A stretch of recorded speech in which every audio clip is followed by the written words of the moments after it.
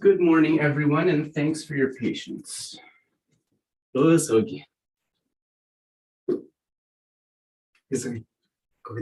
Does everyone hear Geshe's voice as well? Okay. Great. Wonderful, wonderful. Let's get started.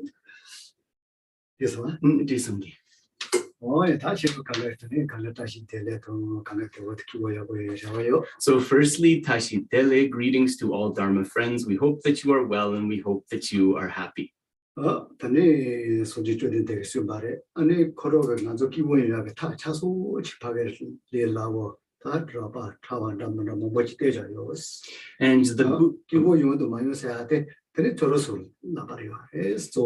And the Buddha himself, he explained that he has laid out all of the teachings, all of the methods for us to be able to work towards achieving that meaningful, stable happiness. But whether we actually achieve that happiness or not, that is in our hands, right? We need to cultivate.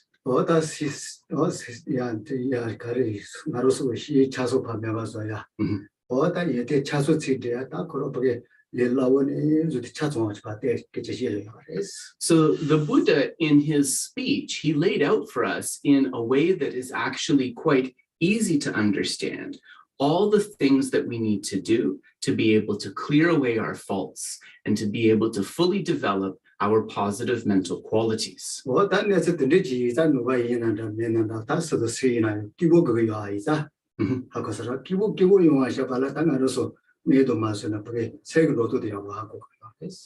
And in this way, whether one considers oneself a Buddhist formally or not, right? We all need happiness. We all want to achieve happiness. And for that reason, it is relevant to all of us.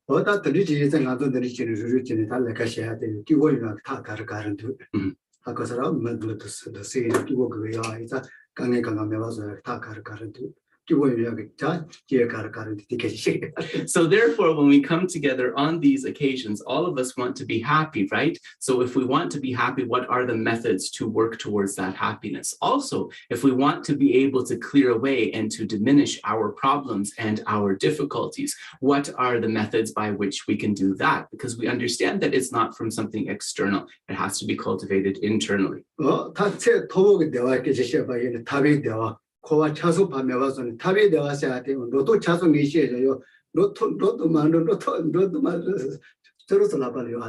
So the Buddha himself said, in terms of the highest type of happiness, which is known as the bliss of liberation, and this is where we have cleared away samsara completely. In terms of achieving that ultimate happiness, whether you reach there or not, whether you actualize that or not, right? I have pointed the way, but that depends upon your own endeavor. That is what the Buddha shared.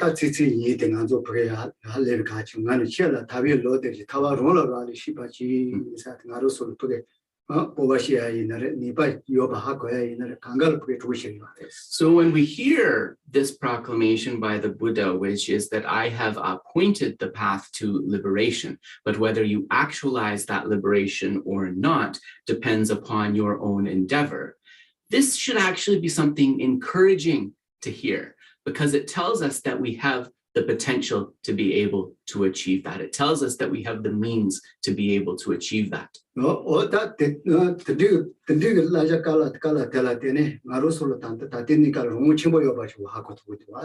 And if we understand that advice, even on the temporary level, we also understand how ultimately we do have freedom, right? We have some measure of freedom, of control. So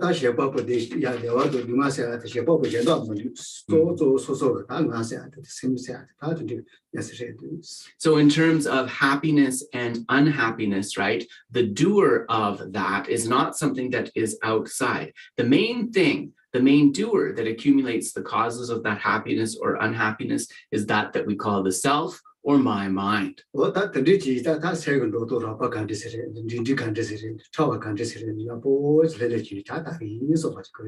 therefore, how does the mind work on the coarser level? How does it work on the middling level? How does it work on the most subtle level, right?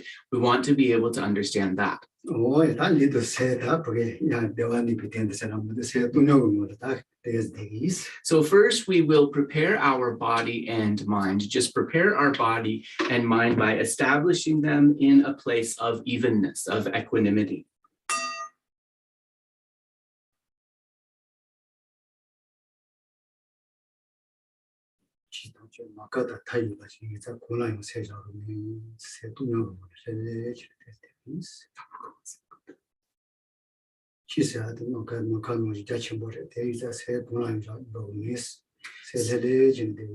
So phenomena are numerous and as extensive as the sky. So for the moment, I won't pay heed to those phenomena. I will just allow the mind to relax.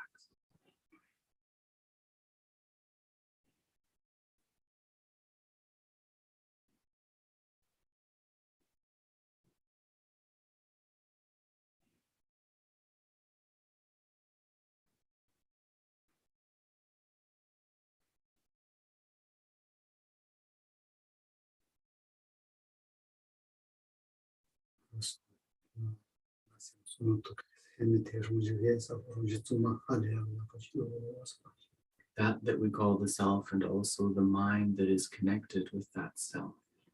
They are in the nature of pure luminosity, perfect clarity.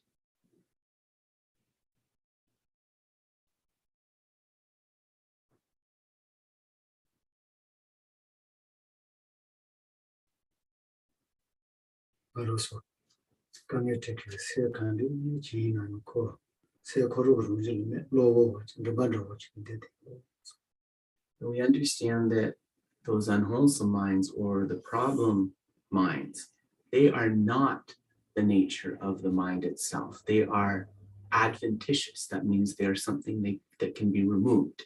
They're like stains on the surface of the mind.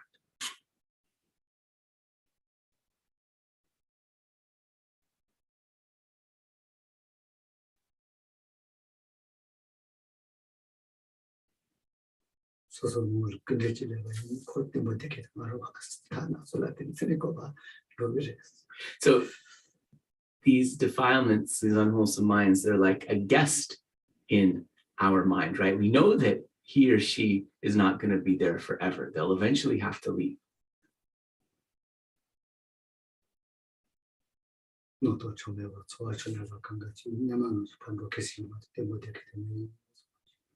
So all of those unwholesome or useless thoughts, all of those projections, they are not permanent. We can imagine that they evaporate, just like moisture evaporates in the atmosphere due to the sun.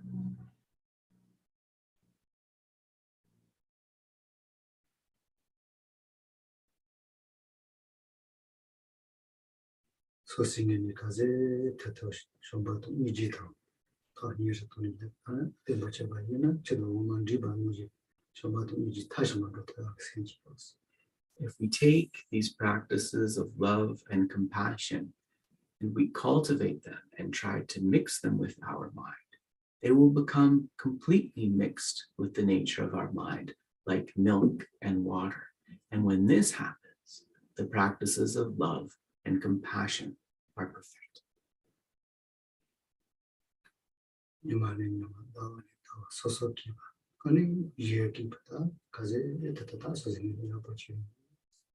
From day to day, I become happier. Those around me become happier. From month to month, I become happier. Others become happy. This is what I am working towards.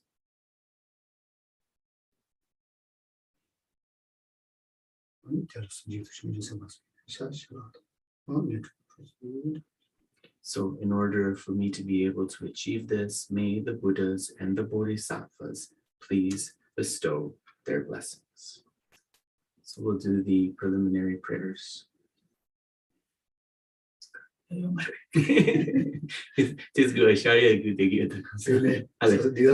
Alex, sorry. Geshe said I forgot to do the gong. Too late.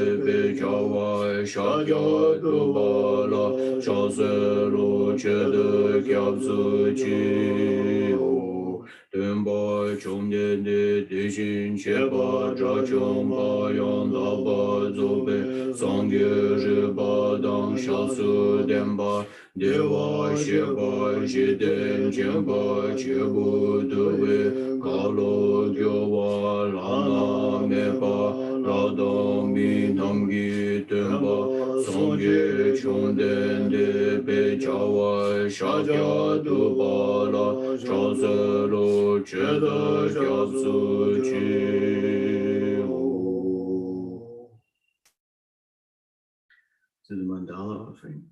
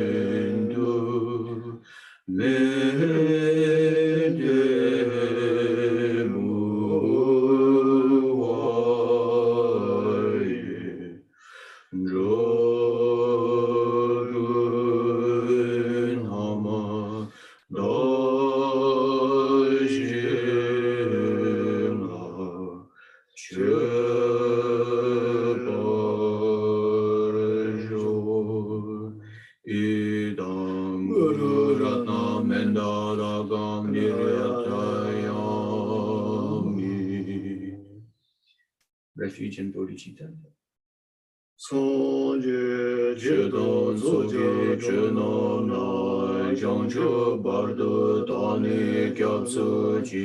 Dagi Chenyen Gibe Sonam Ge Jola Benjir Sangye Joba Sho Chedan Sogi Chenam Lai Jamshu Bardu Dani Gyabsu Chi Dagi Chenyen Gibe Sonam Ge Jola Benjir Sangye Joba Sho Chedan Sogi Chenam Lai Jamshu Bardu Dani Gyabsu Chi Dagi Chenyen Gibe Sonam Ge Jola Benjir Sangye Joba Sho.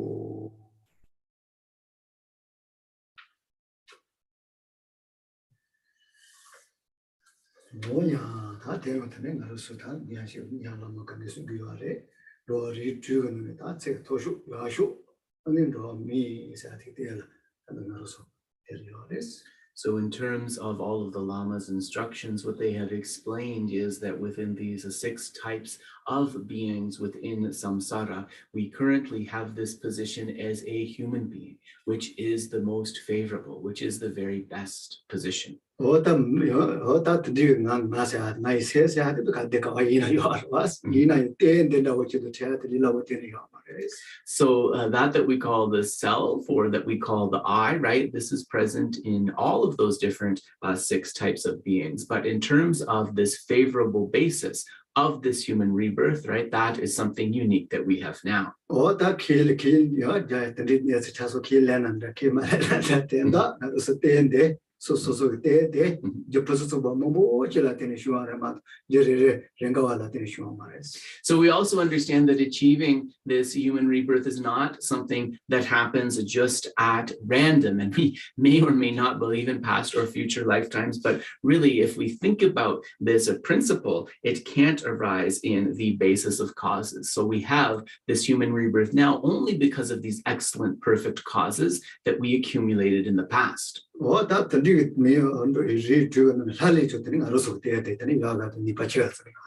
is said that for spiritual practice, this human form is better even than those beings in the God realms or the Deva realms. It is a more favorable basis. But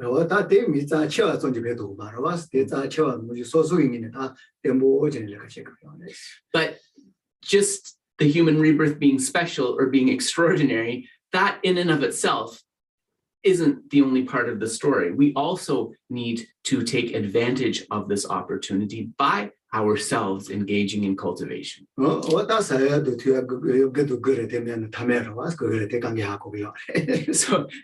and also just taking care of having enough to eat and drink, that itself is not so extraordinary, right? All of the beings within samsara, they take care of that to one or another extent. And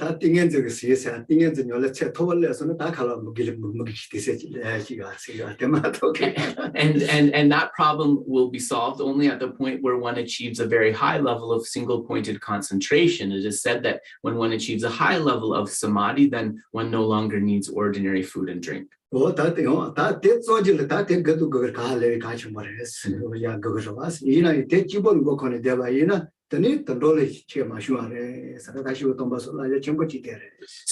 of the important advices of the realized masters is that, of course, we all need enough to eat, drink, and so forth. But if we live our lives only concerned with that, then our mode of living and the mode of living of beings, for example, in the animal realm, is not so different.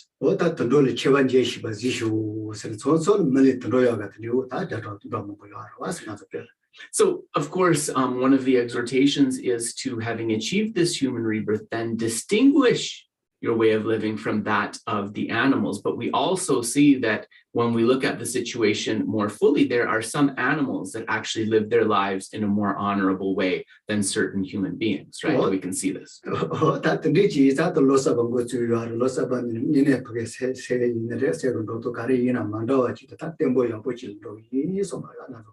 And so the new year has come upon us. And so what we want to do is try to bring forth positive minds. And we also want to put our mind, our way of thinking, in a more positive direction than it went in the old year, right? That can be an exhortation, a resolution. So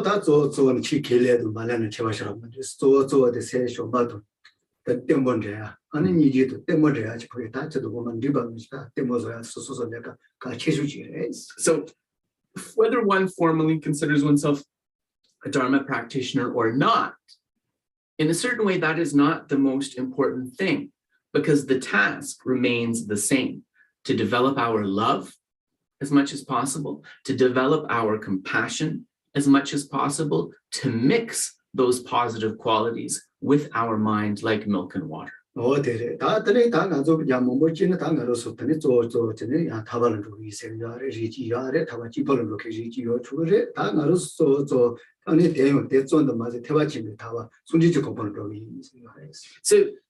when we talk about the different levels of spiritual practice, right, then for some, they will be working towards that state of liberation for themselves alone. But from our perspective, that is not enough. From the Mahayana perspective, we are working towards that Mahayana liberation, which is really that state of enlightenment for the benefit of all sentient beings. And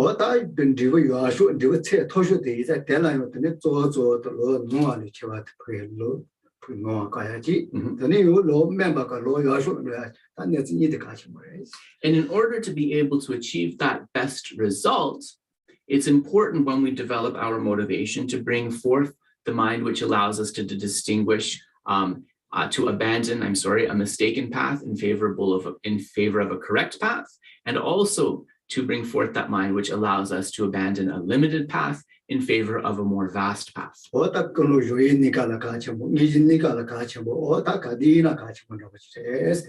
And actually, these 2 points are important not just during the motivation, when we're thinking about the motivation for the practice, but they're important to recollect during the actual session, right? They're important at all the different points of practice. So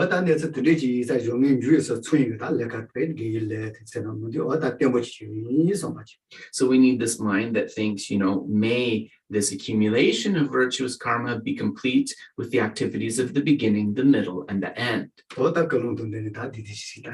So we'll just take a moment to bring forth one such motivation.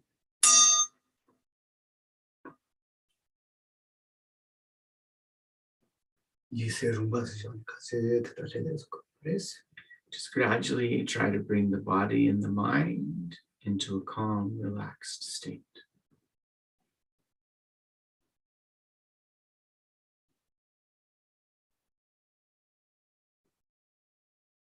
So you shall do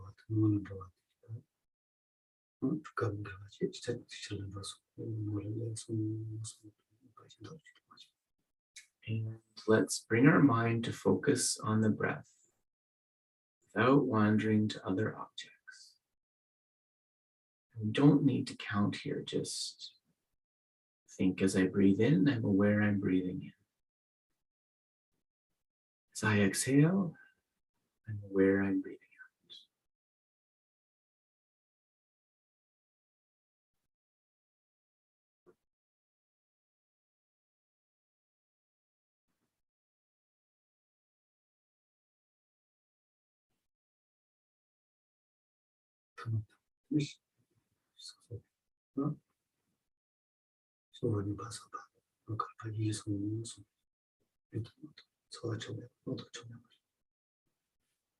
And think that those unwholesome minds, those projecting minds that have been holding me back, through this relaxation they've dissolved, just like the rainbow into the sky.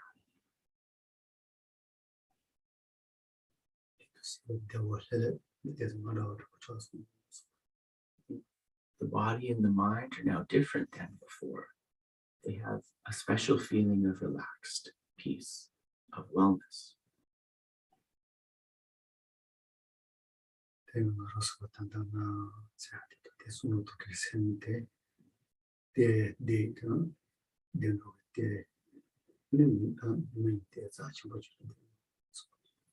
that I call the self and that I call my mind, as mentioned before, they now have this favorable basis. They have the favorable basis within the higher realms, and in particular, the favorable basis of this human form.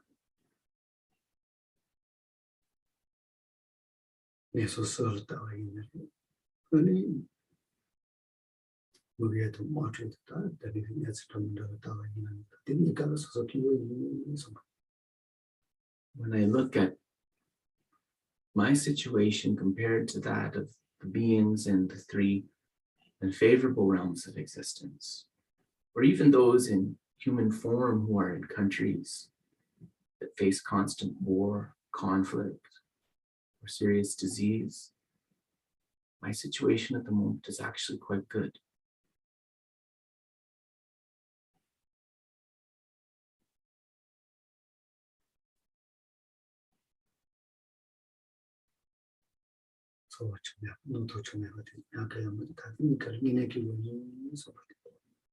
Because I have this good situation, I don't need to hold on to these unwholesome thoughts, to these projections, to this stress. I can let it go.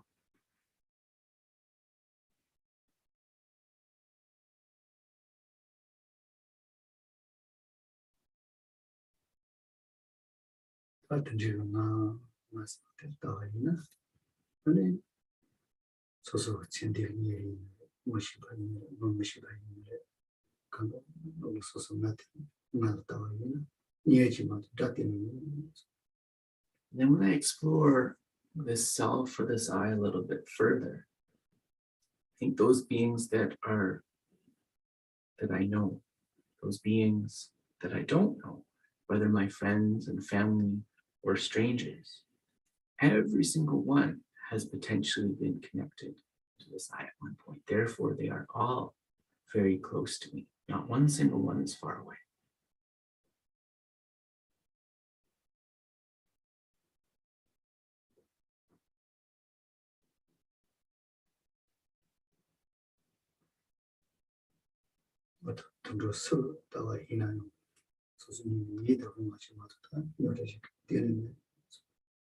Every single being, whether human, animal, and so forth, is close to me. Therefore, I see them as beautiful. That mind of affectionate love. None of them are far away.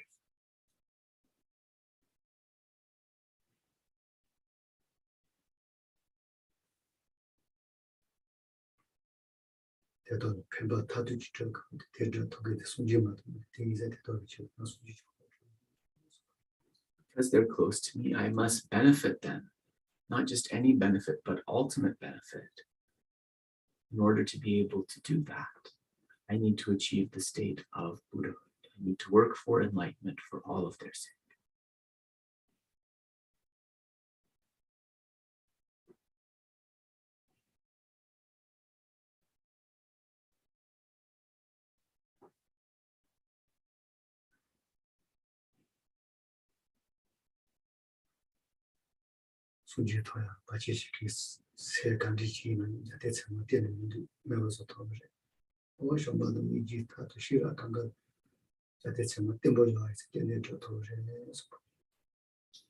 All of the minds that block me from Buddhahood, the unwholesome minds and so forth, they have no valid reason, no valid basis behind them. Therefore, they can be cleared away.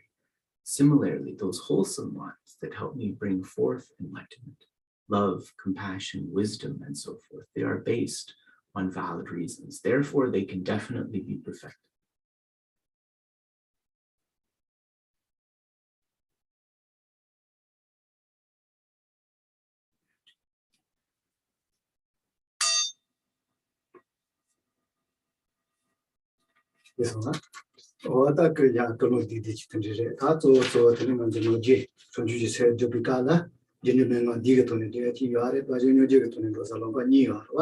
So that was just a brief motivation, and just to contextualize this bodhicitta a little bit, right? We know that there are two methods through which we bring forth bodhicitta: the 7-point cause and effect instruction, and the instruction of equalizing and exchanging self and others.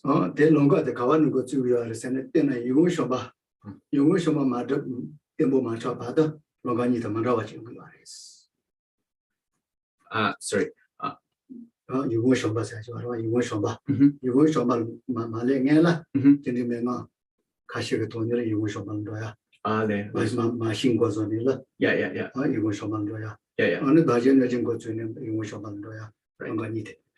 And so in terms of being able to bring forth this mind that was mentioned, this mind of affectionate love, or that sees all beings as close or attractive, to be able to get to that point, right, there's different contemplations. So with the 7-point cause and effect instruction, we think about beings being our mother or the person close to us. We think about our kindness. Then we can get to that point of seeing them all as close and attractive. And similarly, the mind of equalizing and exchanging self and others has its own method.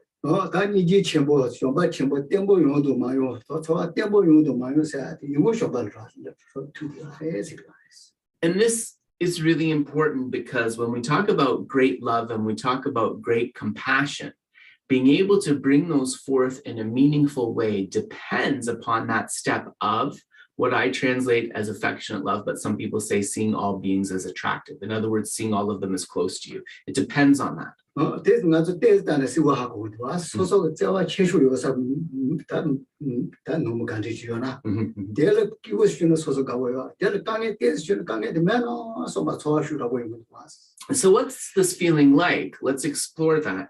Think about the person that you're closest to in your family or that you're closest to in your life.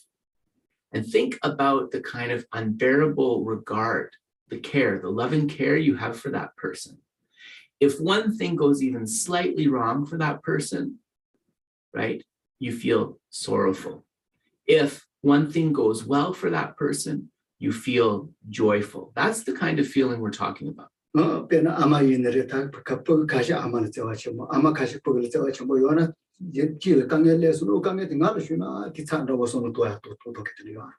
So if we take the example between a good mother and her children, for example, and we look at the relationship, the feeling that the mother has for her children and that the children have for the mother, right? If one of the children is sick or meets some sort of obstacle, the mother is going to think, oh, how I wish I could experience this obstacle instead so that they wouldn't have to, right?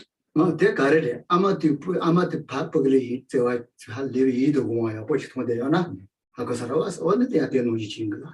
where does that kind of willingness to sacrifice come from, right? That comes from that mother's feeling of affectionate love, of being so very close to that child.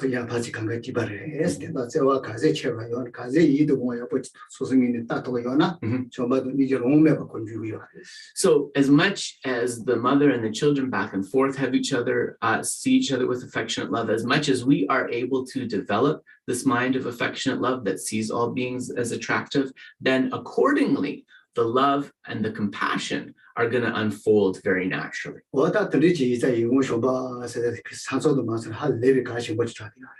And so that's really why this mind of affectionate love that sees all beings as attractive is so very important. So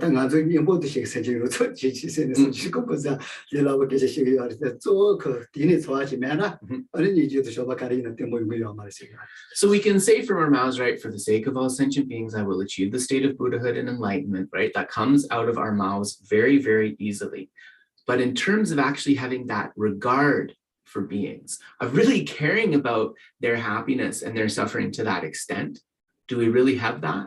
And it's only when we have that, right, that love and that compassion is going to unfold.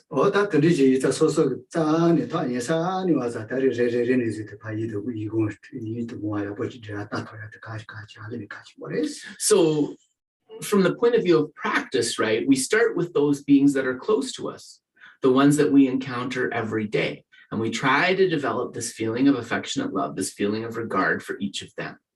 And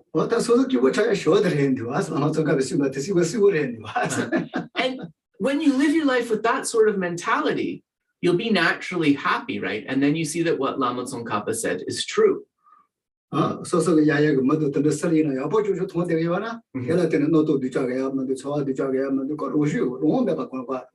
If we see every single, not just human being, but sentient being around us as being close to us with this mind of affectionate love, then our doubt, our suspicion, our stress and conflict, that is naturally going to diminish, right? We'll be happier.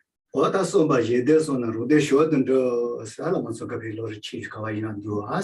this is why Lama Tsongkhapa says in the stages of the path in the Lamrim that through working for the welfare of others, one's own welfare is naturally achieved. And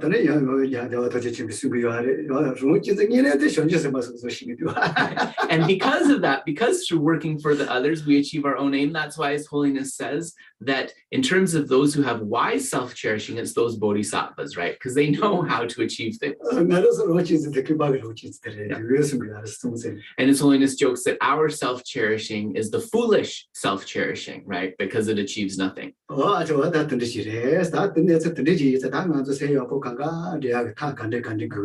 어다 리라고 매아이자 그 멜로도 되니라. 때는 열레도 되는 거 용기가 돼야 보면서.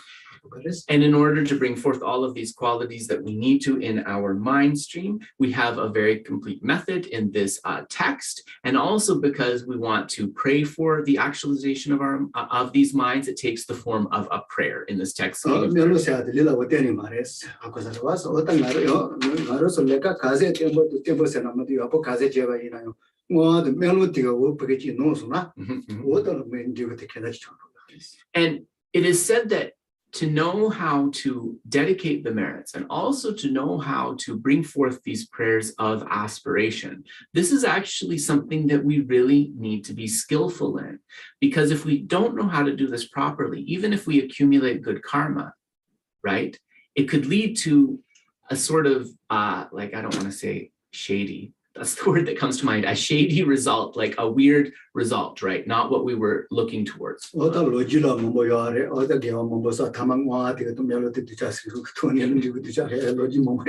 a lot of the Buddhist histories and a lot of the Buddhist stories, right, there are these accounts of people that accumulate a karma, right, that is good, but because of like some sort of weird prayer of aspiration or some sort of dedication that wasn't very wholesome, then the result is not what they would have wanted to achieve. And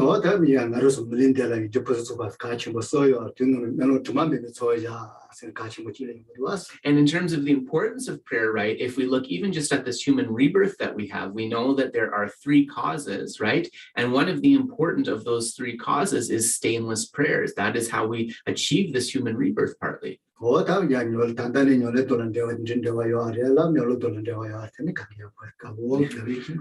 we relate what we read to our practice, and we also relate what we learn to our own prayers, right? And then we can come to a good result. Yes, so we are now coming to the text. So I believe we are, for those of you who are following, we are on page 6, I believe. Yeah,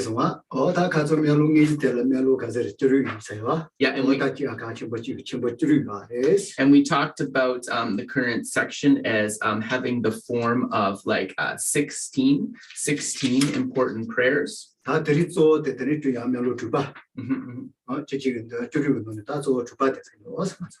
so then this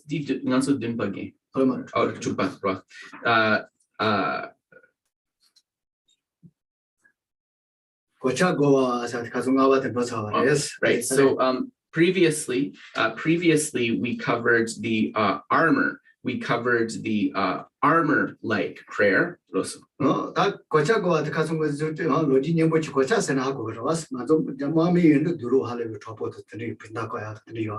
so when we talk about armor, you know what that is, right? It's like when the soldiers go to battle, they wear that kind of those metal plates or whatever so that they don't get injured. So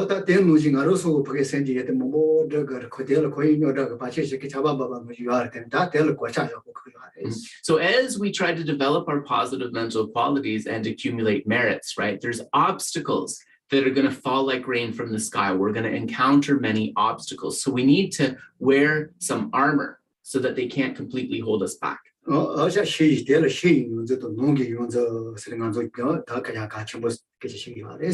And we related that to this idea of the outer tutor, the outer teacher, and the inner teacher.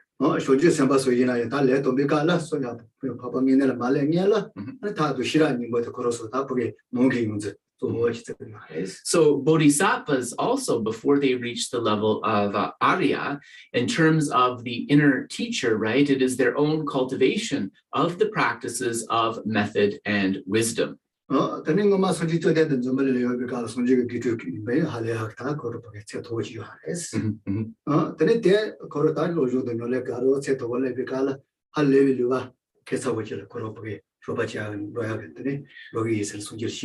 so there was a certain disciple of the Buddha who, through his study and practice, he reached quite a high level of attainment, such a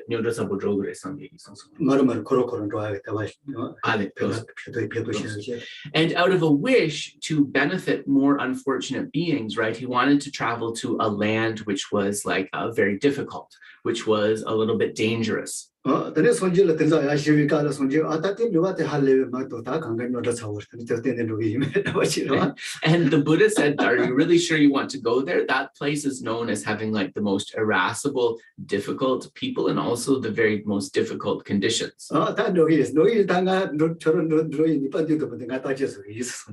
And he said, yes, I still want to go. And so the Buddha said, I'm going to check and see that if you actually have like enough kind of internal power to be able to go there successfully. So the Buddha was checking whether he had this armor, right? Whether he had the armor that he needed to go to that more difficult place. So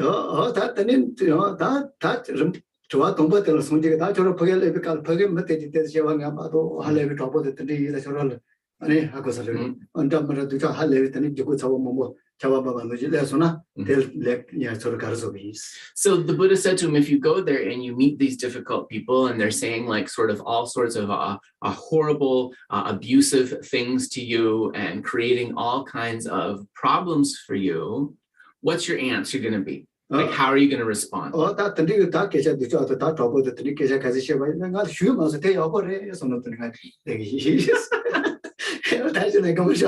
Oh my God, I just sorry, Geshe was like, why are you laughing? And I'm just like, oh my God, we're going to be undoing like 10 years of psychotherapy here because it's just a very different way of looking at it. So the Buddha told him, you need to go to that place. And if they say those horrible things to you, he told the Buddha, if I go to that place and all of these horrible things happen to me, I'm going to think, I'm just lucky they didn't hit me. That's what I'm going to think, right? And then the Buddha said, well, what about if they hit you? What are you going to do then? And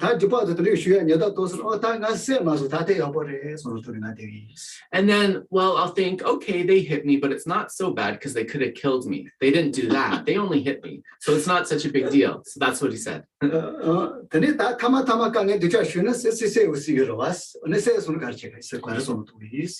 the Buddha said, well, if it goes really, really badly, maybe it does come to the point where they kill you. So what are you going to do when they're about to kill you? He said, I'll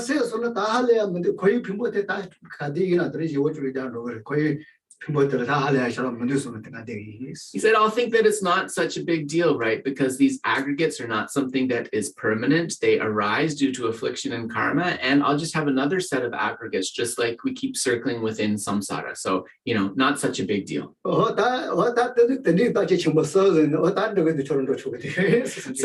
the Buddha said, okay, you can go there. You have the armor necessary to be able to go there.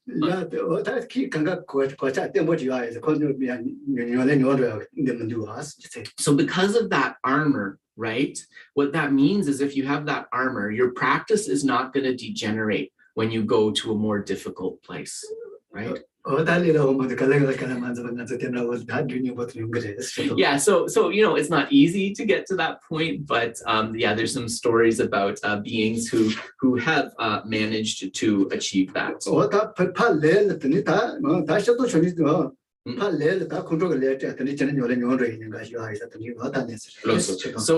it's very important, right, to make those prayers and to do that so that if we encounter such circumstances, right, that they are not going to cause a problem for our practice. So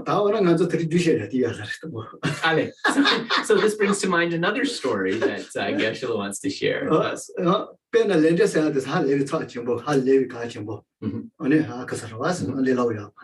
So, of course, cause and effect, karma, this is a very profound topic, and it is not something that is so easy to understand.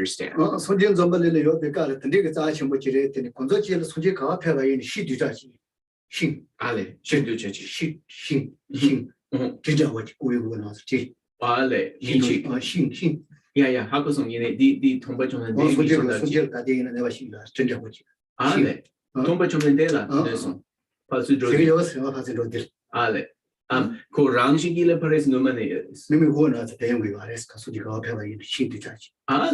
So this is a story of where the Buddha was walking. There was a certain type of plant or shrub that would grow, and it would cause problems for him. Yeah. So it was like, I think, some kind of a thorny bush, and anyway, it could cause great injury or harm. 다 그거 다 그거이나 지래 그 저쪽 봐요 말 왔어 저 도매지가 서로 뭔가 버려요 나 저 도매대 Yeah, 뭔가 다 코테스 대버 마시네 단디시 되네 와시는 단기 배드 좀들 메시지 사제를 봐 유기 있으네 히 통발전대 너기였잖아. 내가 와시고 좀들 야금이 배드 연다치 봐 유기 있어. And so the Buddha's disciple, Mahamud Galyayana, who was the foremost in miracle powers, he noticed this and he said, I'm going to try and just completely, I'm going to do something to try to make sure that this particular kind of plant that is completely eradicated from the earth, because I don't want to see the Buddha endure that difficulty. 다 기시도 되는 다 라비즈위나 가즈요나 같이 유유들라. 하고서 뭔가 벌어와. Yeah. 다 같이 시드 같이 유거든 좀들 기주자기가 그래서 이나 시드 기주 전자 도요. 잠블링 제자. 좀들 기주자기 상기노이 사용다 보시다. 이내 신통 시드단도 그러다는데 뭐 기주자 도요. So Modgalyayana thought, okay, I'll dig up each of these plants, but whenever he tried to start to dig it up, the ground would start to shake like some kind of earthquake, and he would never be able to get rid of the plants completely. So then Modgalyayana was really surprised, right? That's like a very unusual thing. And he asked the Buddha, why is this happening in this way? And the Buddha said to him, no matter what sort of way you try to do it, you're not going to be able to eradicate these plants.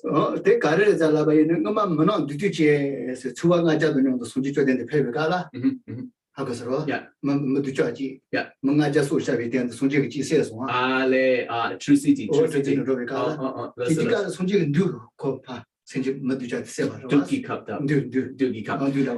So this thorny bush, the Buddha explained, this was his karma to endure. And some of you will be familiar with this story. Remember when the Buddha was a bodhisattva and he was on a ship, and there were 500 traders, and one among them had this plan to kill everybody and steal all their money or something like that.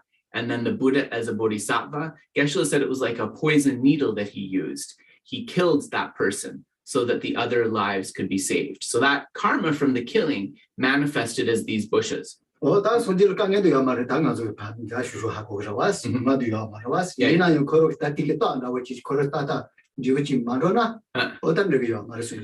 of course, we know that ultimately the Buddha, as an enlightened being, his mind remains undisturbed, right? Because he's abandoned suffering and the causes of suffering. So the mind remains undisturbed. Yet these bushes manifested in that way, right? As a reminder of karma. Yeah.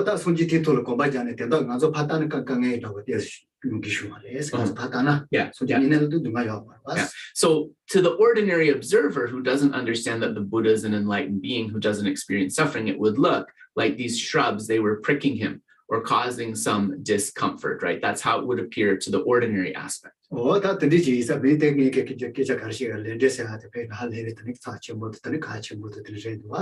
means that karma, right, is something that plays out, and it's something that is very important to be aware of in terms of how it manifests. And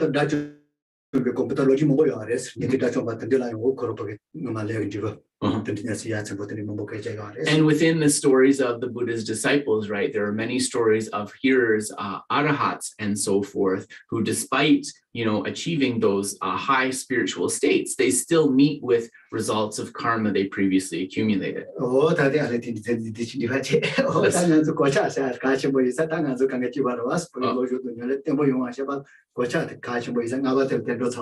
So in this way, we have completed our discussion of the armor, number 5.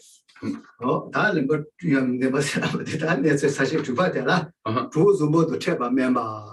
the next one is to be able to have the friendship of like-minded companions, to be able to have the friendship of like-minded companions.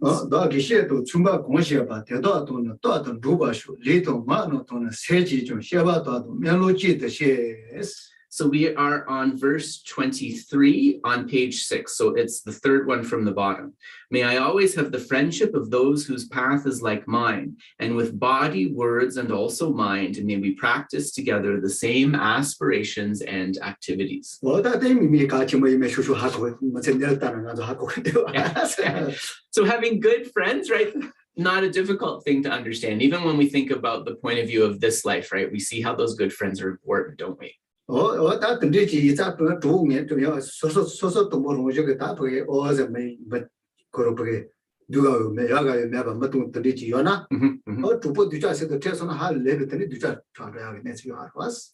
So we can see that you might have somebody who's neither particularly good nor particularly bad, right? They're just like sort of like an ordinary person.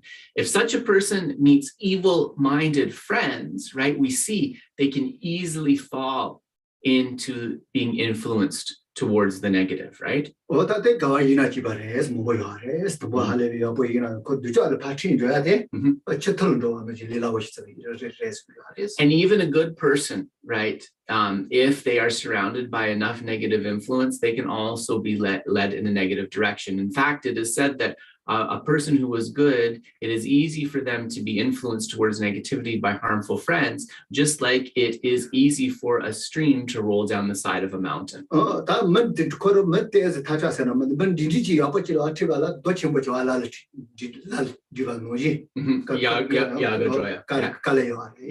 Whereas it is said for a middling person, right, who's kind of in the middle, neither particularly good or particularly bad, to reach a state of virtue, of goodness, it is like rolling a boulder up a hill, right? So more difficult.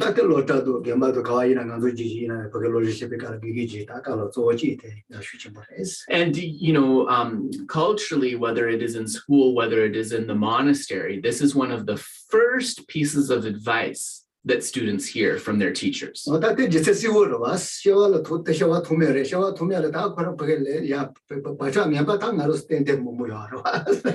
why is this the case? Well, like we've had these countless previous rebirths, right? And so because we've had those countless previous rebirths, there's all kinds of karmic potentialities that we've accumulated that are there in our mind stream. Oh, do you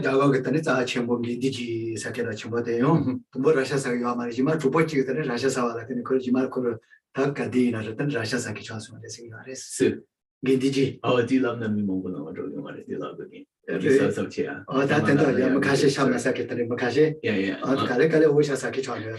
Yeah, so there are also people who in the beginning, right, they may have started out as very strict vegetarians, but then as under the influence of other people, they start to enjoy eating flesh and so forth.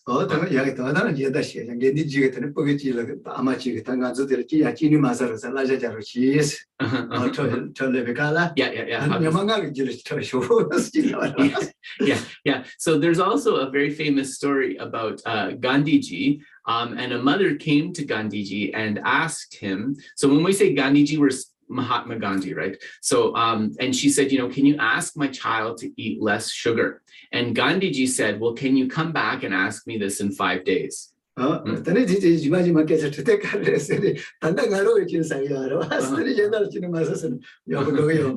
then so they said, well, why did you have to wait for 5 days? And he said, because I myself had not given up sugar, but when you came 5 days later, I was able to abstain for sugar. Therefore, I'm not a hypocrite if I give the child that advice. So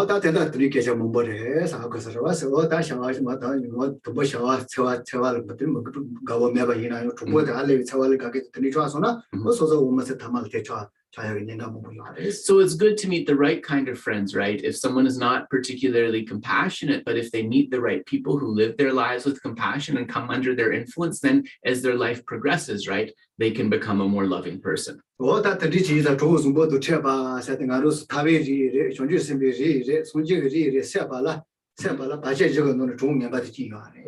And so when we speak about meeting positive friends, when we talk about the activation of the lineage, so the activation of the Buddha nature, the activation of bodhicitta, the activation of, right, striving towards liberation, there are 4 factors that block this. And one of those 4 factors or 4 obstacles is the influence of harmful or negative friends.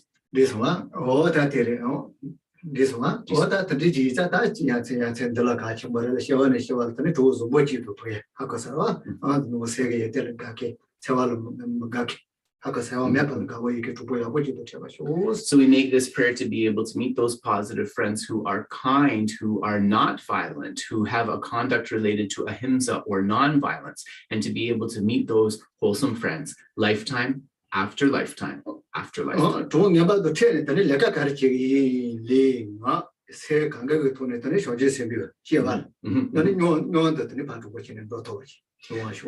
So may we be able to have those good friends who lead us away from negativity to the Bodhisattva path, and to be able to practice together with them life after life positive activities of body, speech, and mind. This one,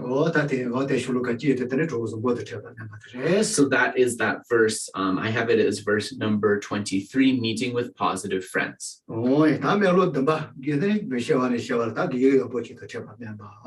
so the next one, verse number 24, is to be able from lifetime to lifetime to meet a quality teacher, to meet a virtuous friend.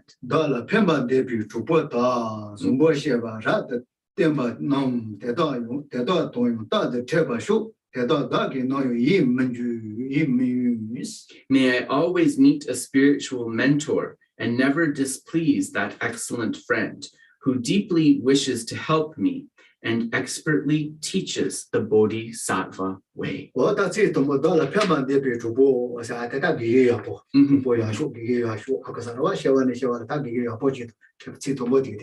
So excellent friend. So I should just warn you that the order of the teaching or the words in terms of how they appear in the Tibetan and in terms of how they appear in the English is a little bit different. So Geshe may gloss the words in a different order. So when we say excellent friend, Geshe is explaining, the excellent friend means this spiritual teacher. This one, that thing with the guys called Prichilgawa, so Mayba. Shoji Simbi Chilgawa. Only Zumbo Sheva, rather than no, Shoji Simbi Sheva, Kanga, they're talking about. And one who does not just like virtue, but one who also teaches, who likes the practices of the Bodhisattvas and who teaches the Bodhisattva way, right? One who likes the Mahayana Dharma. And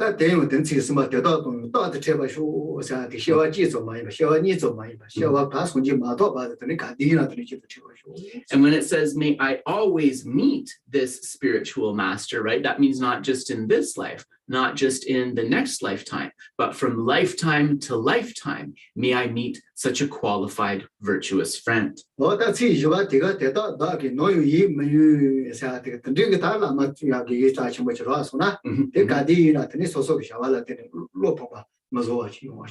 And the next one, and never displease that excellent friend. As I said, the order in Tibetan and the English is different. And never displease that friend. So may I not engage in activities that are going to disappoint them, right? I will try to avoid disappointing that teacher.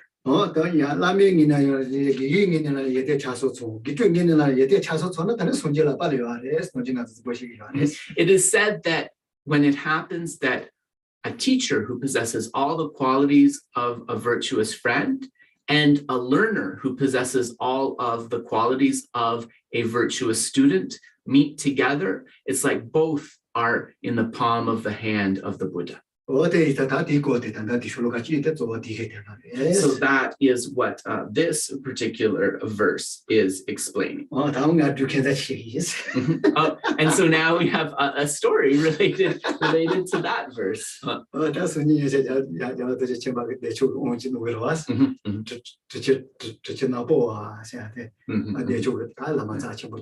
And so for those of you who don't know, sometime next month, His Holiness the 14th Dalai Lama, he's going to be bestowing a Haruka Chakra Samvara empowerment according to Krishna Charya. So Krishna Charya is a great Indian adept. So the Tibetans actually call him Nagpopa, which means one of dark complexion. So that's their word for Krishna Charya, because Krishna, right, the Vedic deity, he has a dark complexion. So he's known as Nagpopa.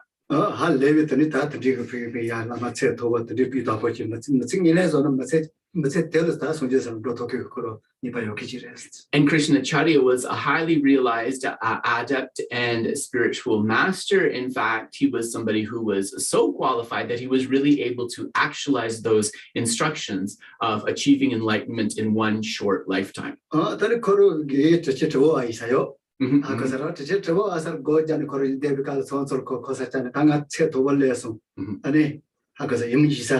Yingjiba. Oh, Jububa, Yomyagores,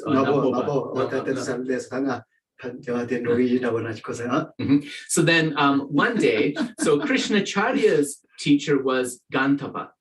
So one day, Krishnacharya approached Gantapa and he said, okay, I've come to like this high level of practice, and I feel like it's time for me to accept a wisdom mother, to accept a consort, to be able to practice to the point of union. And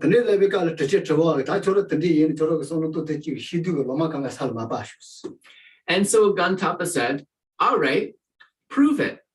I want you to point to that tree and make every single leaf fall to the ground. Ale.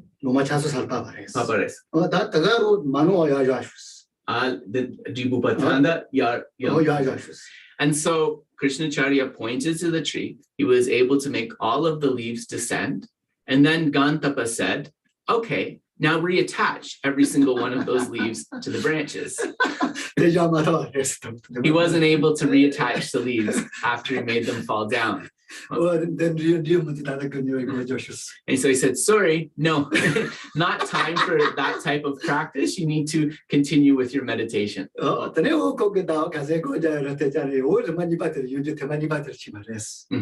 And so he, Krishnacharya, he meditated for a few more months, and then he said, okay, maybe something is happening here. So he approached the teacher again.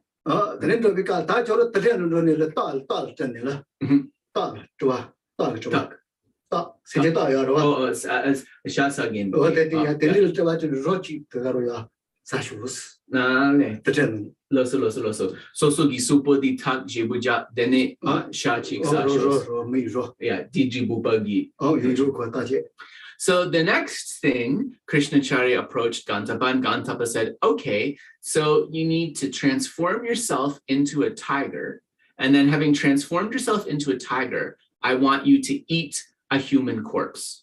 I want you to eat a human corpse. So that was the next instruction.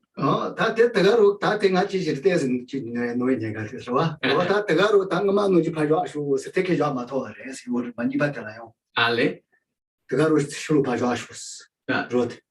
Yeah. And Geshe has a doubt as to how he remembers the story, but as he remembers, after he manifested as the tiger and ate the corpse, then Gantapa told him, okay, now make the corpse come back to its original state before you mauled it.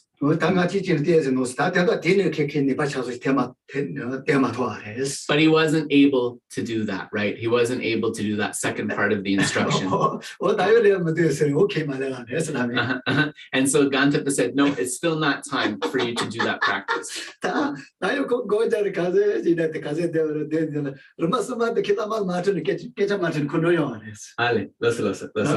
And then a third time, Krishnacharya approached Gantapa, and he was like very insistent. It wasn't the usual time that they were meeting, but he like went to him and he's like, I'm going to talk to you right now, kind of thing.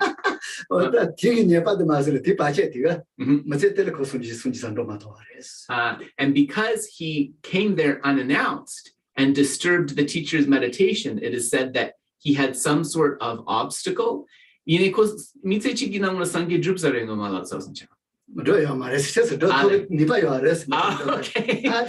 And details, the devil is in the details. Do you know that saying? So, sorry. So because he disturbed his teacher and he was so insistent about, I need to do this that third time, and he came there unannounced, that blocked him from being able to achieve enlightenment in one lifetime. And so I asked Geshe, I said, but didn't you say at the beginning that he achieved enlightenment in one lifetime? And Geshe said, no, I said he had the power to achieve enlightenment in one lifetime. So he didn't achieve it in that lifetime because of that last instance of like disturbing his teacher and coming unannounced.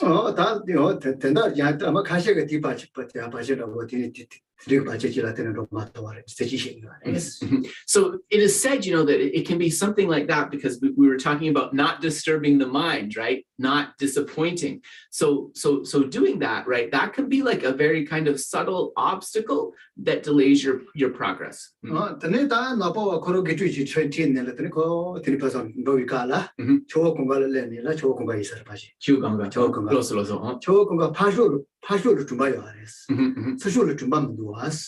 There's another story, that relates to Krishnacharya. And so Krishnacharya was he was walking with a student of his, and they came to the side of a river. Geshe's not sure, but he thinks it was the Ganga, right? What we call the Ganges River in English. And so on one side of the Ganga, there was a city. And then on the other side of the Ganga, there was like an empty plain, an empty field. And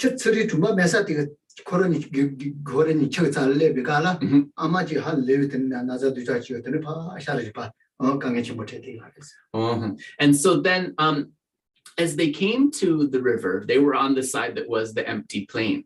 An old woman came, and she was like covered in some kind of sores, right? She was extremely ill and debilitated. And she said, can someone carry me across to the village on the other side of the river, right? I need to get to the other side of the river.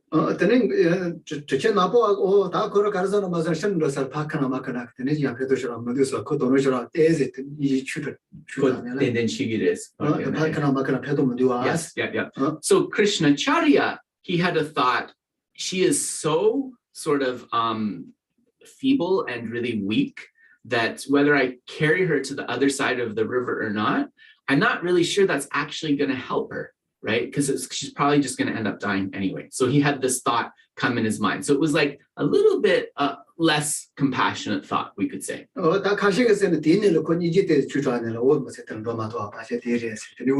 So in some accounts of Krishnacharya's life, they say that the reason he wasn't able to achieve enlightenment in that very lifetime, it didn't relate to that interaction with Gantapa, but rather it related to not bringing forth the full compassion for this woman by the river.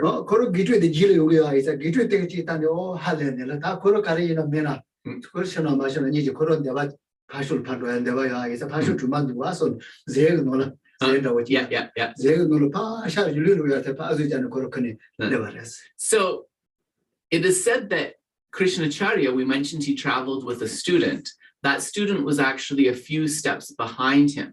So Krishnacharya had already departed across the river when he arrived. When the student saw that woman, she also made the request, I want to go to the other side of the river. And he thought, it is possible that she dies, but she is suffering so terribly that at least she'll die with one person having fulfilled her wish. So he kind of bundled her up, and it was very difficult. She was very weak. Kind of bundled her up in his zand, like the monk's shawl, and carried her across the river. So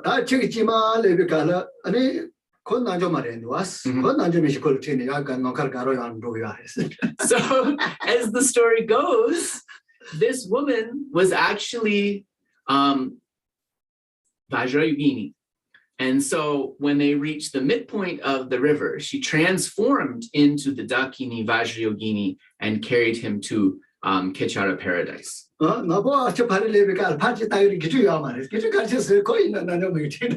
So when Krishnacharya looked behind him, he's like, what's taking the student so long? He didn't see the student there anymore, right? And of course, that's because Vajrayogini had carried the student into the sky. So the student actually progressed more quickly, right? He came to a greater profit. Yeah. And so the student, right, because he was brought to Kechara paradise, to the Pure Land of Vajrayogini, he was able to reach the state of Buddhahood very quickly. So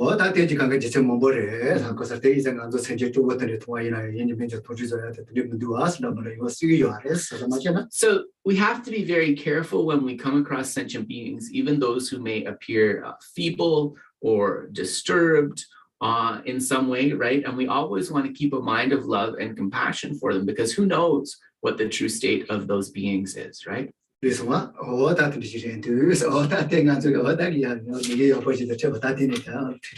Yeah, so then this talks about, we've concluded then the discussion about meeting a qualified spiritual teacher or a virtuous friend.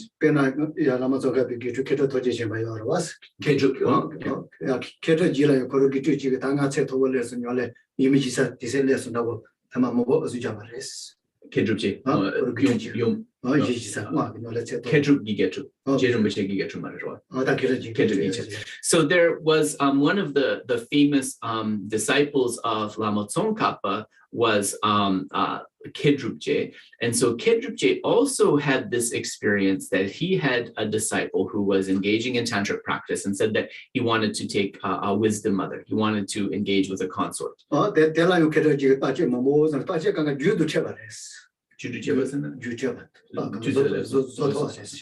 so Kedrupje, he did kind of a lot of checking of his spiritual attainments, and he thought like, okay, maybe it's okay. Maybe they've reached that point. And he also tested him, right? He gave little different kinds of tests, like Gantapa gave Krishnacharya, and he was able to complete all of the tests.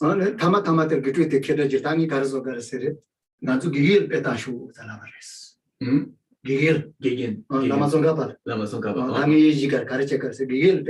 Ale, that J Rinpoche dato merited. Mimi Jirmoch Petana Jiyo Marwa Mazetel. Yabukomos. Jirmoch Mazetel, Yemijio Marwas. Yeah. Taji, Keter Mochega, Nanzo Gil Petash was. Yeah. And so then he said, okay, I was able to complete all of the So he was able to complete all of these tests. And so he approached Kedrupje again and said, okay, so now can I take a wisdom mother? And then Kedrupje said, look to the example of our master who delayed enlightenment to the bardo by not taking a wisdom mother and practice in accordance with our lineage master. And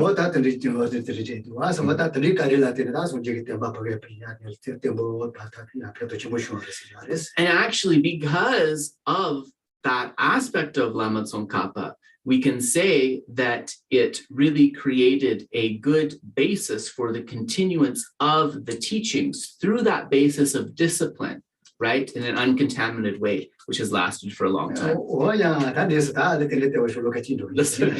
that concludes our discussion of King of Prayers today. We'd like to do at least one verse of In Praise of Dependent Arising.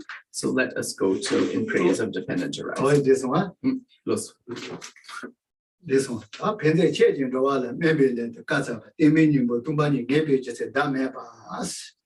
Sorry.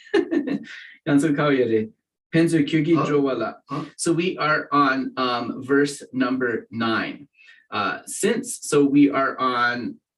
We're on verse number 9 for those of you who are following. This one. Penze Kyugi Jowala. Benefactor for verse number 9. To help heal sentient beings, O benefactor, you have taught the peerless reason to ascertain emptiness, the heart of the teaching.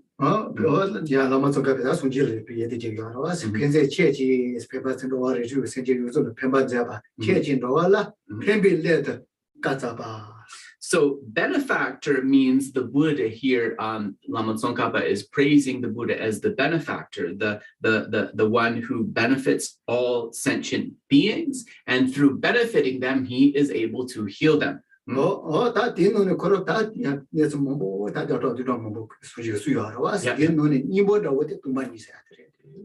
of the ways of benefiting, right, we understand it is mainly through the teachings, and out of those hundreds and thousands of teachings, the very heart, the very essence, are the teachings on profound emptiness. We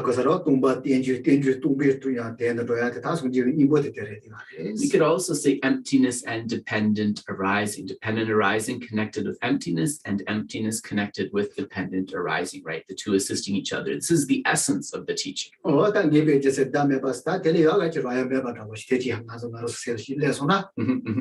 So peerless means that there is no teaching which is more powerful, which is superior to this. 하고서 와서 다시 또 때야 또 모두 또 망이는 거로 와서 또 때냐 발라 때니 뒤질라 뚱비 노네 때니 땡주샤 이게 알았습니다. 땡주 참모. So first we realize emptiness, and then from within the sphere of that understanding of emptiness, we can realize the ultimate dependent arising. In other words, subtle dependent arising. 땡주처럼 뭐 보여. 그래서 또 많이 망에 빙야를 땡주지냐 땡주로 아빠가 뭐냐서 뭐 보지면서 하고 그거. So as was mentioned before, right, there's many different kinds of dependent arisings. The dependent arisings that can be understood before that realization of emptiness, these are coarser dependent arisings, and the ones that can be fully comprehended after that realization of emptiness, those are subtle dependent arisings. And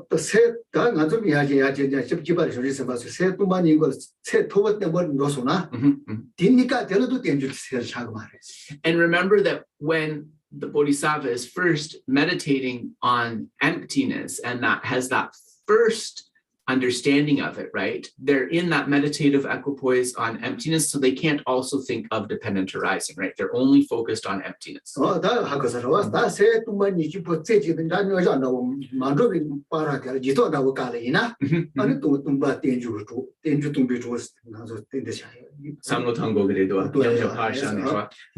the practitioner comes to a point where he or she comes out of that single-pointed meditative equipoise on emptiness and remembers that dependent arising is the assisting factor of emptiness. Emptiness is the assistant factor of dependent arising. So they can bring that contemplation of dependent arising back into the picture.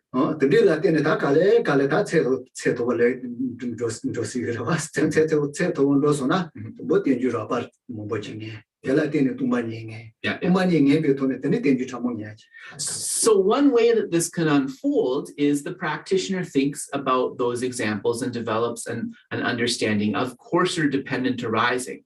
Based upon that understanding, he or she is more able to bring forth emptiness. Once that emptiness has been realized, then they can fully comprehend the very subtle aspects of dependent arising.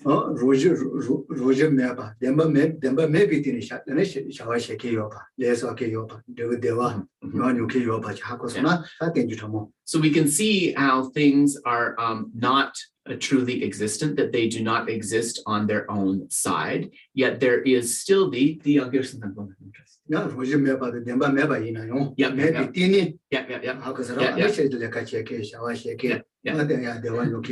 So there is no true existence.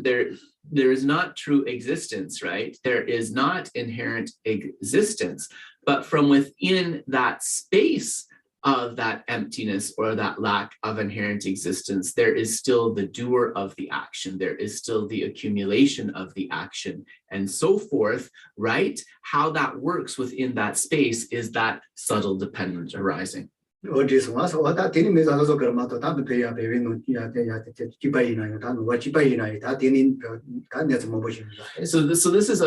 it's a very difficult subject to understand fully, and even within different Buddhist philosophical schools, right? There's different views and disagreements as to how this plays out.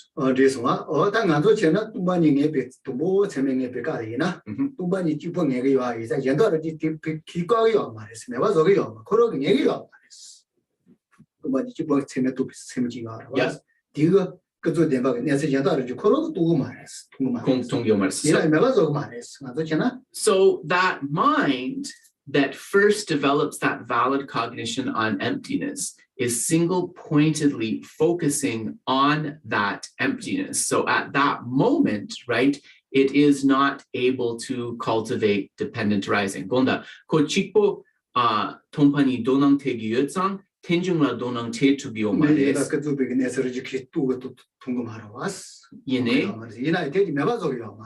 So, okay, so at the time that mind, that valid cognition of emptiness unfolds, and the mind is single-pointedly focused on that, it is not able to also contemplate relative truths, right? Or conventional truths. But that doesn't mean that those relative or conventional truths are kind of rendered null.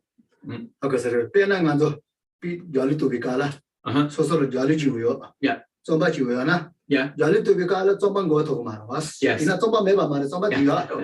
So thinking of it as an example, you can think of somebody who has a flute and a bag of tsampa. So tsampa, for those of you maybe not familiar so much, that's that roasted barley flour. It really looks like flour, just brown in color. That is the staple in the Himalayas. So you can't eat tsampa while you're playing the flute. You can't play the flute and eat tsampa at the same time. But even while you're playing the flute, that bag of tsampa is still there. It doesn't mean that that bag of tsampa has disappeared. So it's a little bit like that.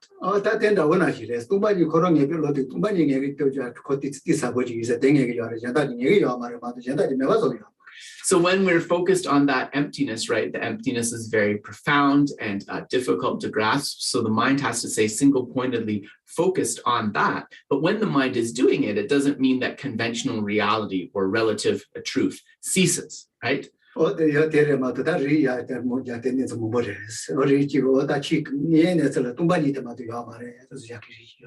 Yeah, and so within these different like Buddhist understandings, there's also people who say there's no conventional truths at all, right? There's only emptiness. Yeah,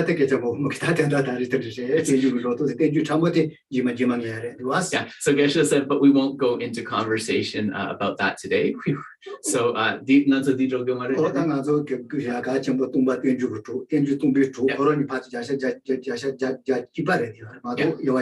so we should understand, though, that emptiness and dependent arising are both extremely important. Emptiness and dependent arising, they reinforce and they insist each other. And it's not like we can put one aside and only have one. Through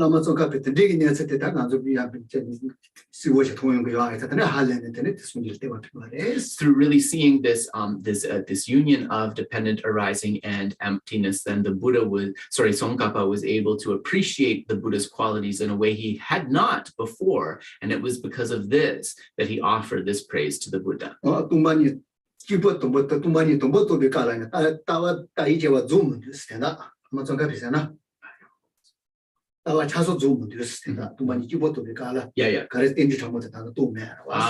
So when Lama Tsongkhapa realized emptiness, he has said that I haven't realized everything to be realized, because that initial realization of emptiness, he still had to move on to the subsequent realization of subtle dependent arising.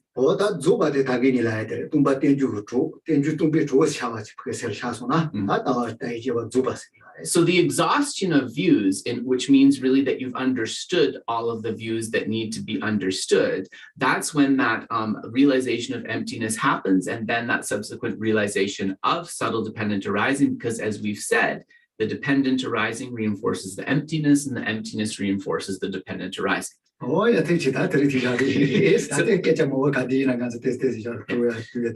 so a little bit challenging, but I just wanted to we'll end with that. So at least we've talked about it a little bit in brief today. And of course, we will come to further discussion in subsequent sessions. So, oh yeah, sorry. So we will dedicate the merits. I'm sorry. And of course, after we dedicate, if you need to get on with your day, please feel free to go. But if you'd like to stick around for questions, you are most welcome.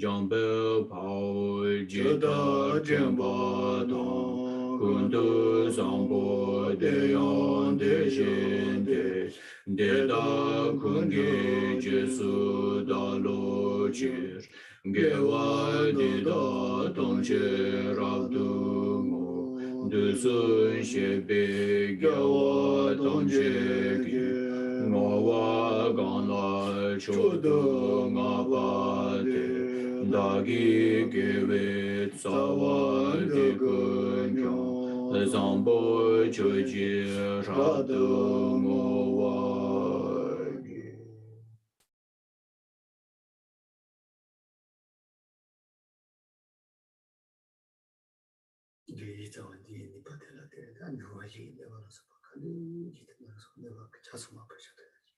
Through the roots of virtue that we've accumulated together today, may all the disasters and environmental problems arising due to imbalances in the four elements, may this be cleared away. May the balance of the four elements be restored.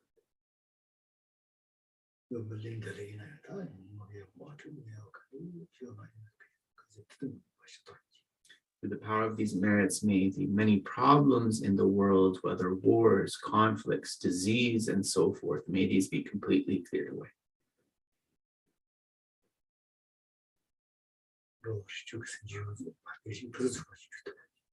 And through these merits, may all 6 types of beings within samsara be able to experience happiness.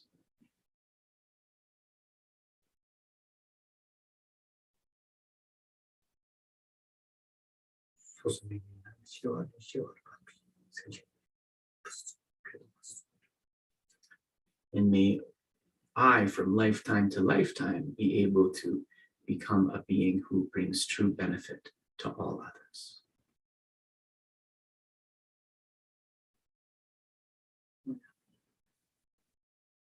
So we'll pause there and invite questions.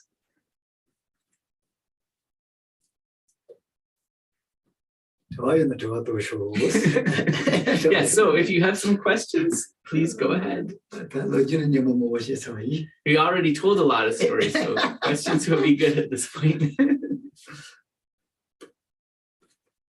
Can I ask a clarification? Yes, Dave. Yeah. So subtle conventional reality you mentioned. Yeah. This means that everything is merely labeled by mind. Is that right? Nanso kunsup dempa tramodi amlotangna di tatsangwa tak samgi che dapore dua nganso sem tagne kitogi ilebe.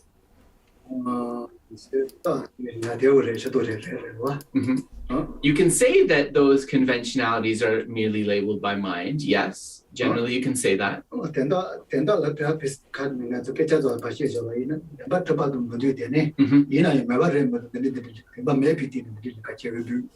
So, but what we're really trying to reinforce is that they do not exist inherently. Oh, Dave, do you mind muting yourself? ADD is distracting me. I can hear Dave typing and I'm thinking, did I say that right? So, sorry, this brain of mine. So, but what we are saying, oh, younger son, I'm going to ask for it again. Younger son.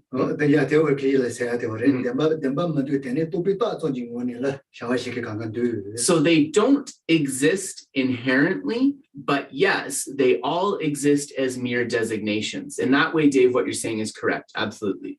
Yeah. And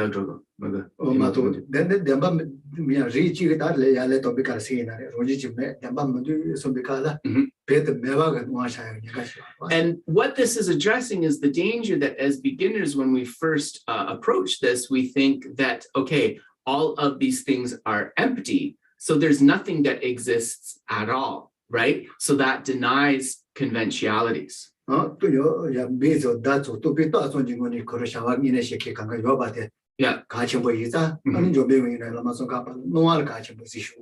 So understanding that they are merely labeled by mind, understanding that they exist on the level of appearance, and it is for that reason that Manjushri's instruction to Lama Tsongkhapa, one of his instructions, right, was do not neglect appearances. Because we can fall into a direction that emphasizes emptiness too much and neglects those conventionalities. Yeah. Poor Dave, I told him to mute himself. Yeah.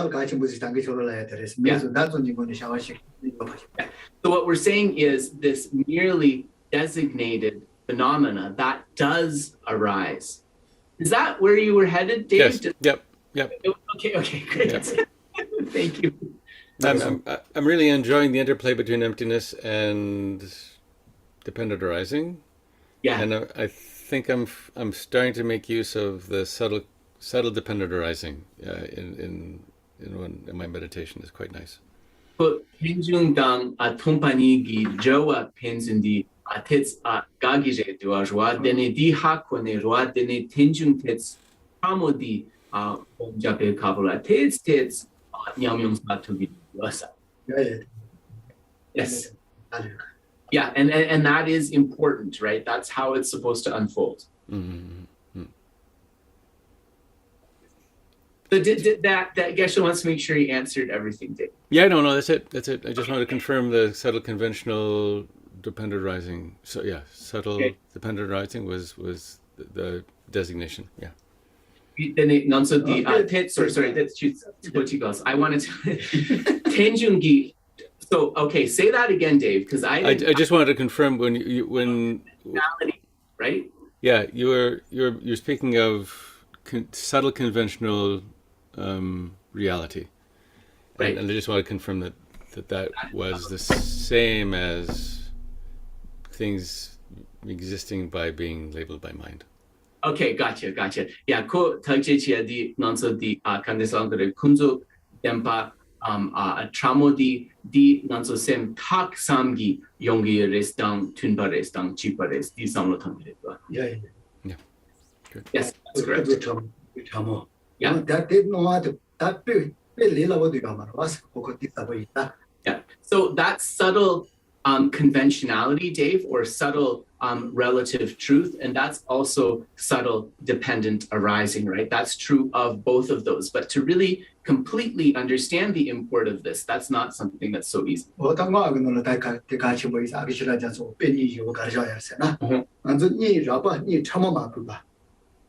Ni kubelas. Yeah. Ni raba chukubekala. Yeah. Ni tes data rwa. Yeah. Data kubekala malon na masha malon to ya was. Yeah. Oh, that did got that. Dimilam chamorwa. Milam rakpasana. Maybe. But milo raba serini halevi shucho mai. Yeah. So the example, and this is also important in Tantra. So something that you find in the commentaries of Akusherab Gyatso actually is he compares like two kinds of sleep. There's that sleep that like we're just kind of sleeping on the subtle level, in other words, a light sleep. And then we have all kinds of dreams and appearances that may happen during the sleep. And then there's that kind of very like coarse sleep where we're totally out and we don't see anything at all.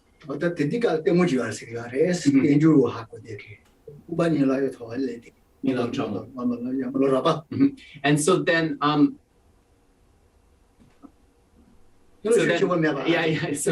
So then in that sleep that is not too deep, right, where you're able to observe those dreams and those appearances, this is a really good time to cultivate subtle dependent arising, according to Akusherab Gyatso.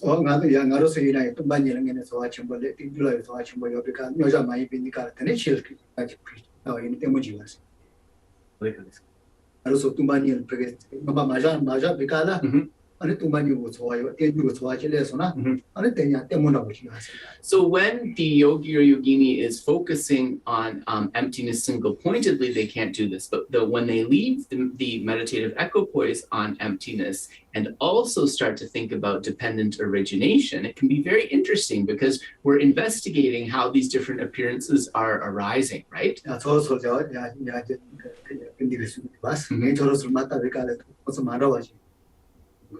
And his holiness kind of hints at that when he looks out at the assembly of people and he says, like, the way that you're appearing to my mind is like it's a little bit different, right? Seeing them in a different way. And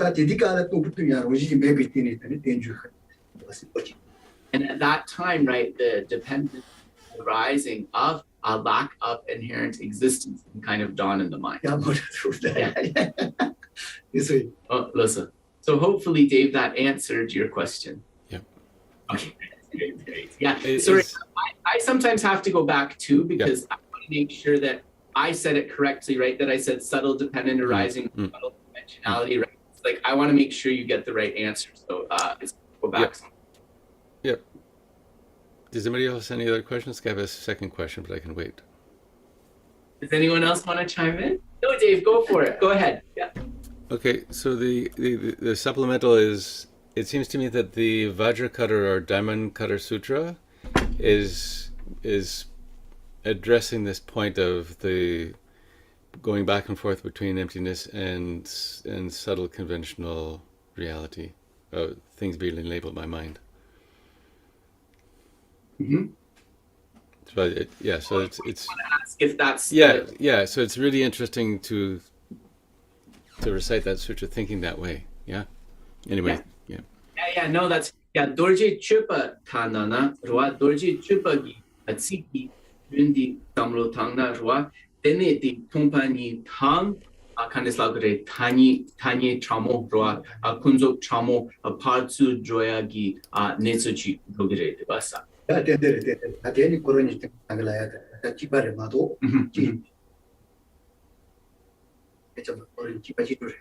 Geshe said that actually, yes, and that's true, that because for the cultivator, we can't dismiss one and say the other is more important, right? We have to work with them both together as it unfolds. So they're both very important.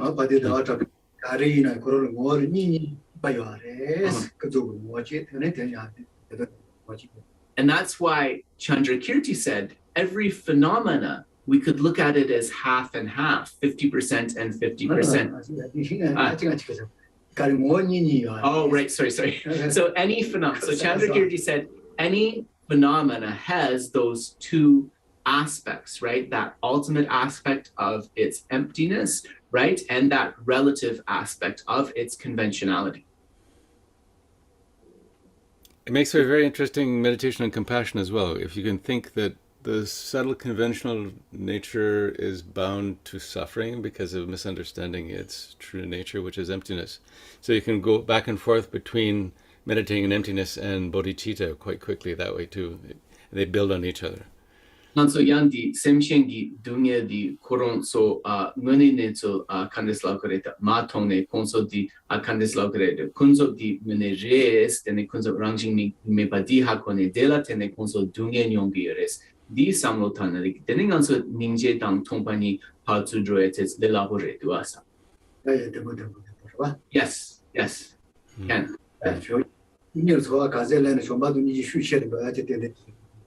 And that's why it's explained actually that the more that we understand emptiness, actually, the more our love and compassion will be strengthened, not the other way around. Yeah. Oh, Jason. So, go ahead. Yes. I'm sorry, my English. I'm gonna try my best. So dependent arisement is because, or is the way that we're reborn in this planet. So if that's correct, the way to stop to reborn, it will be with the renunciation, the bodhicitta, and the wisdom of the emptiness. Okay, yes, no, I got you. So, nanso jigten di kya di, nanso kyewa tobia di, tenchung la tene yongware bes di chikche. Tene di yena nganso tenchung la tene kyewa di jiten di lepa yindu tsane nganso kyewa koya la ngenchung jangshu gisem dang tompani go gires di dabore bes. Yes, you can say that we are born, we arrive in this world due to dependent arising. Yes, that's absolutely correct.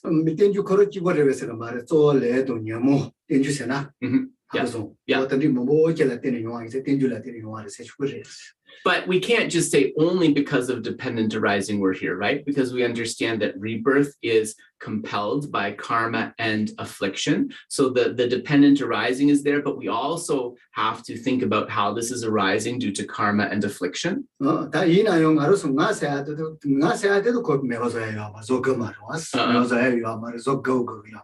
Correct.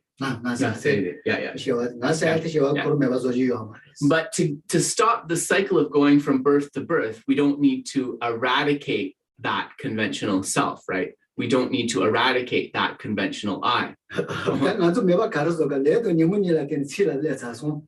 다요 들어가로 되나 가디나 되서 로그로 왔대 다시 매워서. So how does it work? Well, we have to stop the rebirth that is compelled by karma and affliction, because that's what's causing us to be reborn again and again. And that misapprehension of the self connected with karma and affliction, that's what we need to pay attention to.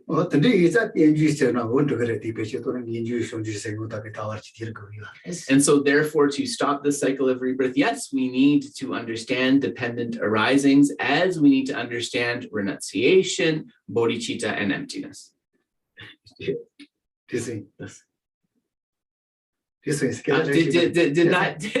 that answer your question? Yes, thank you so much. Okay, Thank okay, yeah.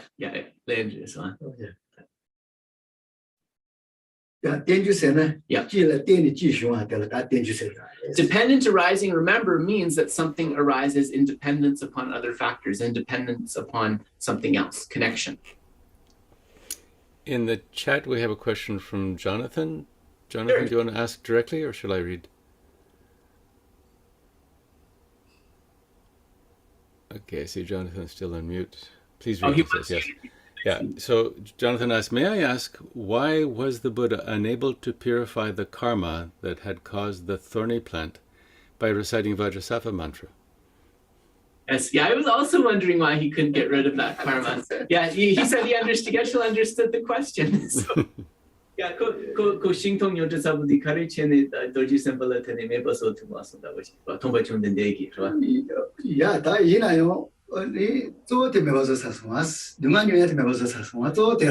He mainly got rid of the suffering that would have been experienced due to meeting that plant. Because remember, Geshe said that although it was pricking him or something, he didn't experience suffering. So you could have said that, yes, he did purify, right? Because he purified any suffering that would have resulted from that.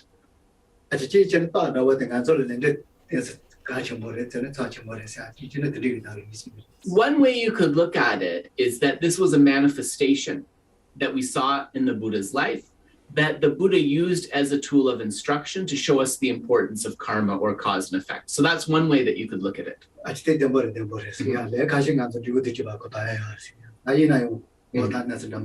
So yes, but he understands why this question arose, because we say that, at a certain point with that purification, we can get rid of the negative karma as well as the latencies left behind. So this story maybe seems exceptional to that, but we can take it as like instructive. Yeah,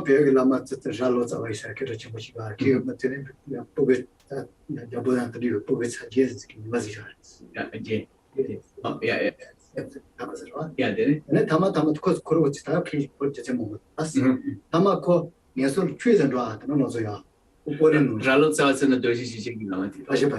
So Ralotsawa, who was a very famous Lama of the Yamataka lineage, right? He engaged in, it was for the benefit of the teachings, but he engaged in some wrathful activities and even killed some children of the king.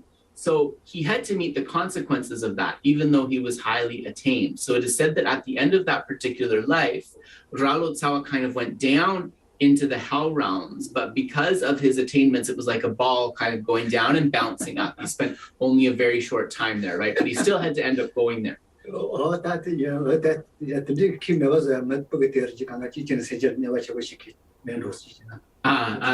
Yeah. So as to why he killed those particular people as a highly attained being, there was probably a reason, right? It was probably because they were gonna, if they had reached a great age, they would have ended up killing and destroying many things, right? So it may have been like a compassionate action, but there's still a consequence to killing. But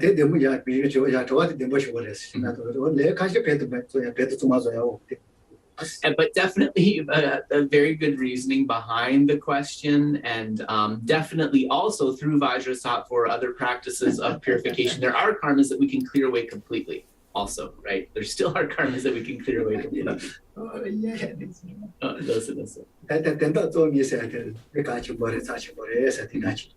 So maybe the story, we see it as an instruction about the importance of cause and effect and how this will constantly play out.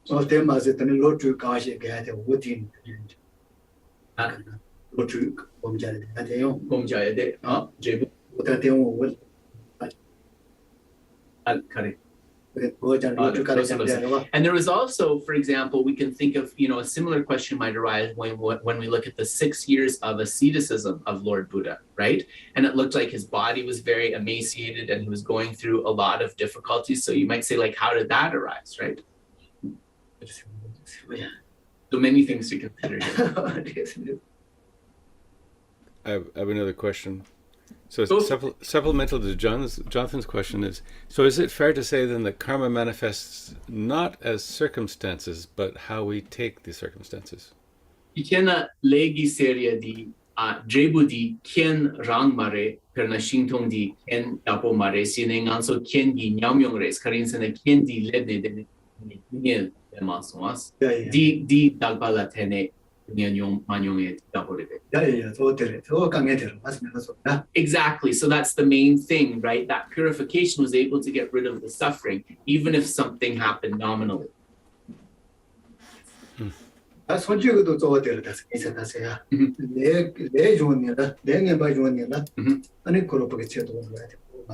Yes, yes.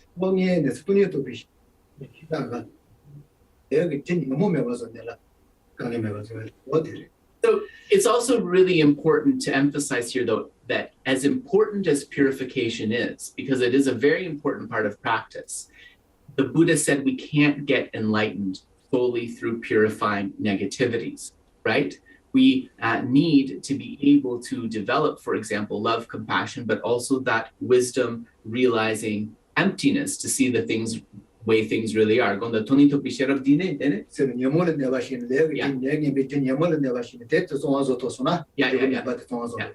if we can get rid of the afflictions completely, those afflictions that compel us to accumulate negative karma, by eradicating those afflictions, the karma is also said to be purified.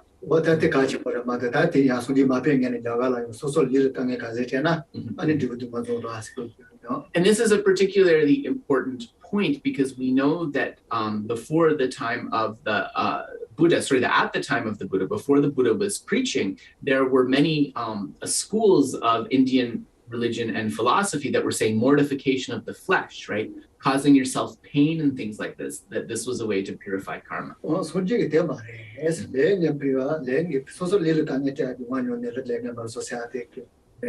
And the Buddha explained, actually, you can't purify karma by harming your physical body, right? That's not going to be an effective purification. We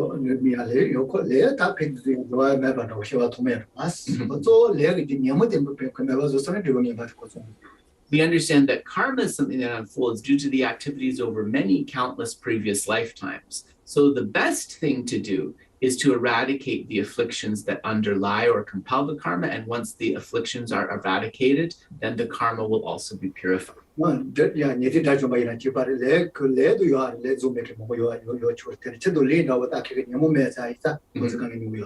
So we also see many stories of like hearers and solitary realizers who they, encountered difficult situations. And so that was a karmic thing that was unfolding in that life, right? But because they had eradicated the afflictions, there was no suffering that arose from that.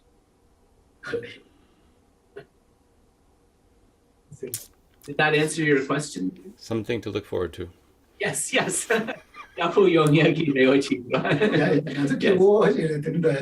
yes, something to get there, but also if we go there with knowledge, then we can travel there happily, right? Because we all know this is possible. All right, are there any other questions that came through, Dave? Or? None through Facebook. All right, well then we are on the hour, so... Yeah. So Geshe said he wants to give people a chance if they have anything else before we go. Yes, so Geshe said, okay, then we will close it for the day. I didn't say everything. He said, Kendrick said there's no more questions. So. I thought Geshe, you were about to say Geshe wants to tell a story. Yeah, exactly. He doesn't miss a beat, right? All right. Thanks, everybody. Really great to see everyone. Take care. Bye-bye. Thank you. Thank you for the wonderful stories today. Thank you. Bye, Geshe. Bye, Venerable Cadrep.